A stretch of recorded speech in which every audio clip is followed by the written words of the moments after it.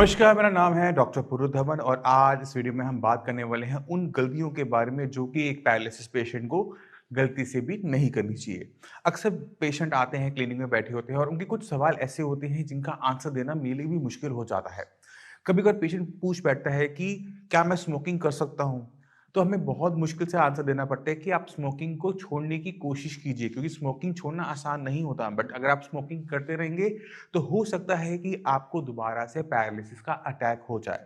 कारण क्या होता है कि जब हम कभी भी स्मोकिंग करते हैं तो बॉडी के अंदर जो हमारी आर्टरीज एंड वेन्स होती हैं उनके अंदर क्लॉटिंग होने के चांसेस बढ़ जाते हैं।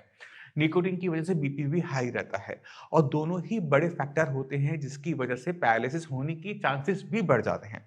इसी वजह से जितने भी पैरालिसिस के पेशेंट होते हैं, अगर वो स्मोकिंग कर रहे हैं, चाहे वो बीड़ी पी रहे हो, चाहे वो सिगरेट पी रहे हो, आपको कोशिश करनी चाहिए इसे कम से कम करने की और पूरी तरह से बंद करने की। मैं आपको छोटा-सा आइडिया देता हूँ तो आप क्या कर सकते हैं। क्योंकि जब भी आप स्मोक करते हैं, अगर स्मोक नहीं करते तो आपको तलब होती है। उस तलब को मिटाने के लिए जो मीठा होता है वो अच्छा काम करता है। क्योंकि हमारे ब्रेन को मीठा लेते ही बहुत अच्छा महसूस होना शुरू होता है, कुछ-कुछ ऐसा जैसे निकोटीन के साथ होता है। तो अगर आपका मन कर रहा है तो आप एक टॉफ़ी अपने मुँह में रख लेंगे तो आपकी जो तलब है सब कुछ टाइम के लिए वो मिट जाती है। इसी तरह से इलायची भी आप अपने मुँह में रख सकते हैं अगर आप डायबिटिक हैं, क्योंकि मीठा तो आप खा नहीं पाएँगे बट इलायची का या फिर लौंग का प्रयोग कर अपनी तलब को कुछ टाइम के लिए आप सबसाइड कर सकते हैं। अब चलते हैं दूसरी सबसे बड़ी गलती के ऊपर। एक पैरालिसिस का पेशेंट दूसरी सबसे बड़ी गलती कर सकता है वो है अल्कोहल का इंटेक।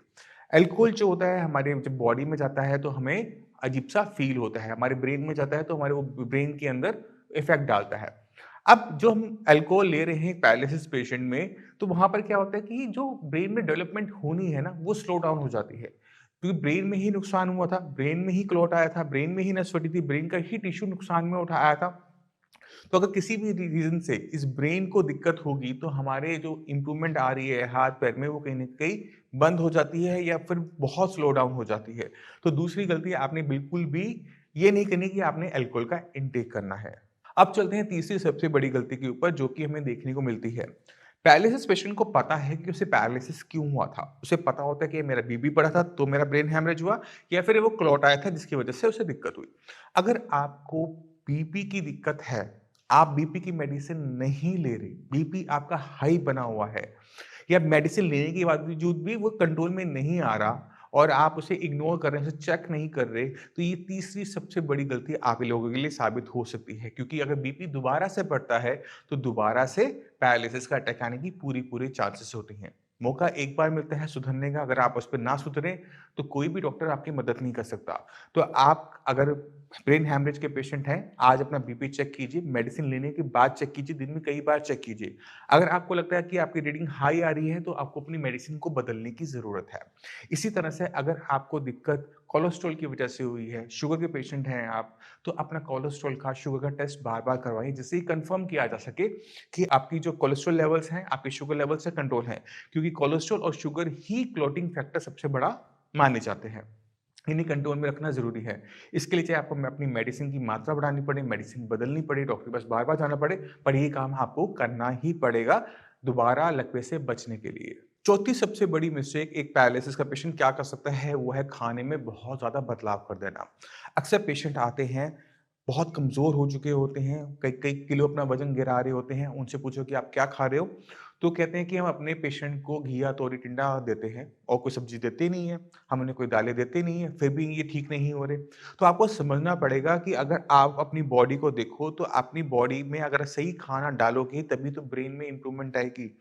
अगर खाने में आप सिर्फ़ घिया, तोरी, टिंडा 3 सब्जियाँ उबाल के दोगे, उससे वेट लॉस हो रहा है, बॉडी में कमज़ोरी आ रही है, तो ऐसा पेशेंट के ब्रेन में भी एनर्जी नहीं जा रही, ना कि पेशेंट के पास इतनी एनर्जी होती है कि वो एक्सरसाइज़ कर सके। पेशेंट को गुस्सा बहुत ज़्यादा आना शुरू हो जाता है क्योंकि उसकी बॉडी की एनर्जी रिक्वायरमेंट पूरी नहीं हो रही, बॉडी वीक होना शुरू हो जाती है। तो ये गलती आपने नहीं करनी। पेशेंट को आपने देना है बैलेंस डाइट। खाने के अंदर सब कुछ होना चाहिए, उसमें वेजिटेबल्स होनी चाहिए, उसमें फ्रूट्स होने चाहिए, उसमें आप राइस दो, उसमें आप चपाती दो, उसके अंदर थोड़ा-सा एग्स दो, दालें हो गई, फिश हो गई, चिकन हो गया। क्योंकि जितना अच्छा खाना पेशेंट इनटेक करेगा, बॉडी में उतनी ही एनर्जी होगी एक्सरसाइज़ करने के लिए।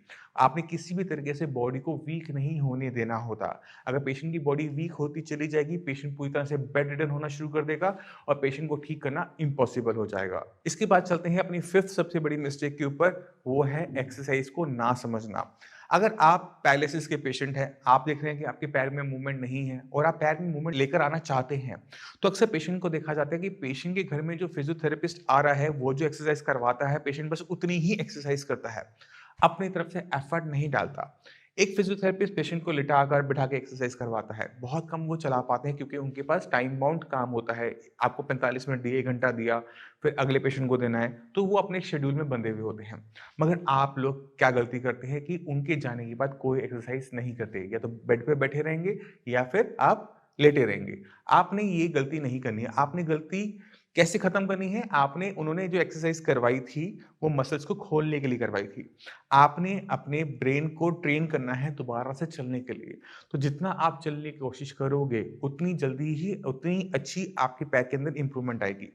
तो फिजियोथेरेपिस्ट गया, मतलब अब पेन खत्म, अब हमने अपने हिसाब से एक्सरसाइज करनी है।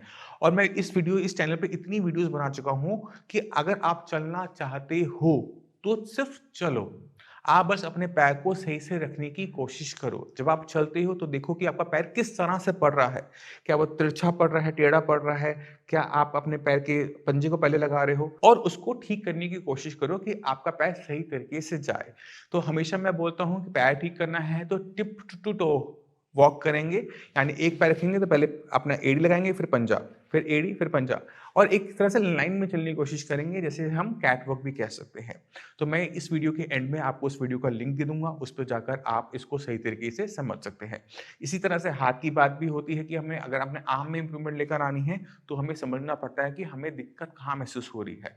अपने बड़े जॉइंट से स्टार्ट करो कि या ये घूम रहा है या नहीं घूम रहा। अगर इसे घूमने में दिक्कत हो रही है तो हम शोल्डर व्हील का यूज करेंगे। एल्बो जो होता है, ये हिंज जॉइंट होता है, इसकी मूवमेंट सिर्फ इतनी ही होती है। तो ये मूवमेंट हो रही है, नहीं हो रही है, चेक करेंगे। अगर नहीं हो रही तो अपने हाथ की ये मूवमेंट करवाने की कोशिश करेंगे। अगर ये नहीं हो पा रही तो दूसरे हाथ से असिस्ट करेंगे। तो इस तरह से मैंने पूरा कंप्लीट बता रखा है। सारी वीडियोस को देखो, समझो और उस पे काम करना शुरू करो। तो मैं उम्मीद करता हूँ इस वीडियो से आप समझ के वो 5 बड़ी गलती जो कि मैं अपनी प्रैक्टिस में देखता हूँ कि पेशेंट कर रहे हैं, और मैं आप सभी से चाहता हूँ कि आप ये गलतियां ना दोहराएं और ना ही ऐसे कोई क्वेश्चंस लेके मेरे पास है जिनका आंसर करना हमारे लिए भी मुश्किल हो। तो आपने इन चीज़ों का ध्यान रखना है, खाने-पीने का ध्यान रखना है, एक्सरसाइज प्रॉपर तरीके से करनी है, बीपी, शुगर टेस्ट करते रहना है कि आपको ये दिक्कत दोबारा ना हो। फिर भी माइंड में कोई भी डाउट हो, कुछ भी पूछना चाहते हो, डॉक्टर्स अवेलेबल हैं, उनसे बात करो, उनसे पूछो, वो आपकी पूरी हेल्प करेंगे। अब इसी के साथ आप सभी से मैं चलने की आज्ञा चाहूँगा। मिलते हैं अगली वीडियो में, तब तक के लिए नमस्कार।